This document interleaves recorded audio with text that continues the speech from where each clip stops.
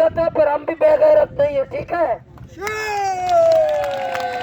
से बहनों से, आवाम से, शहजाद जो बहुत बड़ा तुर्रम खान है ग्वादर पोर्ट का।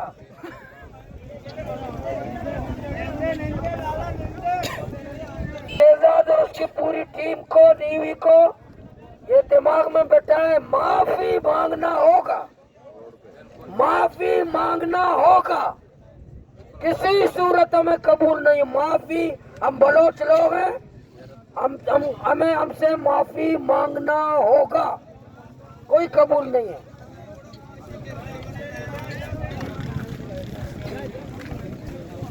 मारो देवा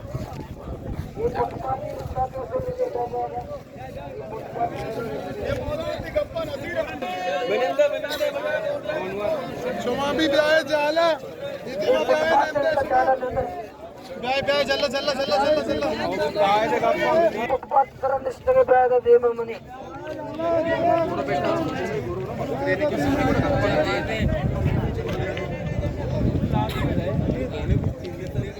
मर्दों में पैदा करूंगा वो कसरत का ही वो अच्छे में क्या आएगा।